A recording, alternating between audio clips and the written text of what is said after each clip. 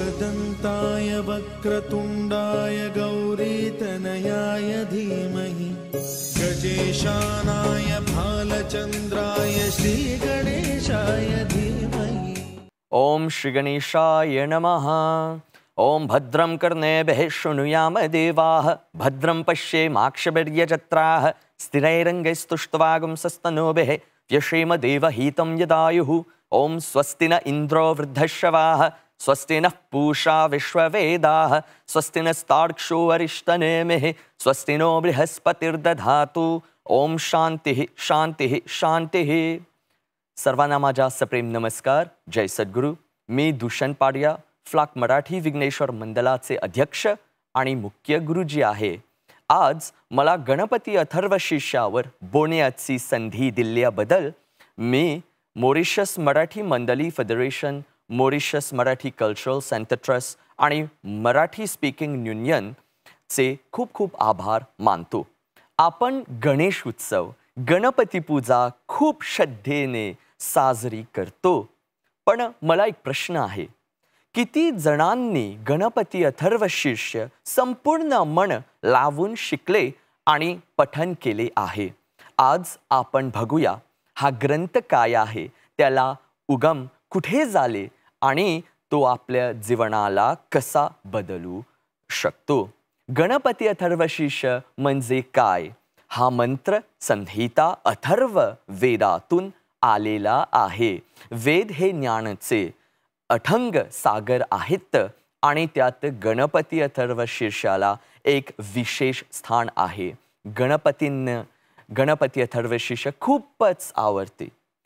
त्यात गणपतींचे स्वरूपाचे वर्ण आहे। गणपती हेच परब्रह्म, आत्मा आणि विश्वाचे मूल आहेत असे यात सांगितले आहे। म्हणून याला गणपती उपनिषद असेही म्हणतात।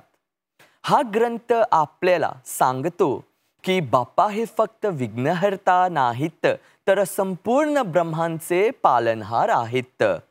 अथर्व शीर्षातील प्रत्येक ओळीत खोल अर्थ दडलेला आहे। ओम नमस्ते गणपतये। हा गणपती बाप्पा तुला नमस्कार आहे। त्वमेव प्रत्यक्षम तत्त्वमसि। खरे तत्वज्ञात, खरे सत्य हे तूच आहेस। त्वमेव केवलम कर्तासि। ही सृष्टी निर्माण करणारा फक्त तूच आहेस। त्वमेव केवलम धरतासि। या सृष्टीला टिकवून ठेवणारा देखील तूच आहेस। त्वमेव केवलम हरतासि।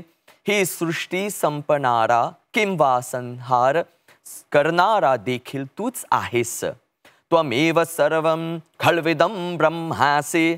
हे संपूर्ण विश्व, हे सर्व काही तूच आहेस। तूच ब्रह्म आहेस। त्वं साक्षादात्मा आसि नित्यं।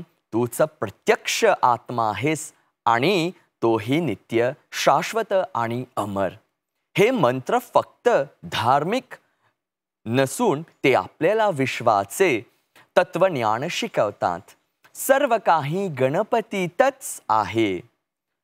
पठवण्याची शक्ती का म्हणायचे? अथर्व शीर्ष पहिल्यांदा बुद्धी तीक्ष्ण होते। अभ्यास करण्यासाठी सर्वोत्तम साधना आत्मविश्वास वाढवतो।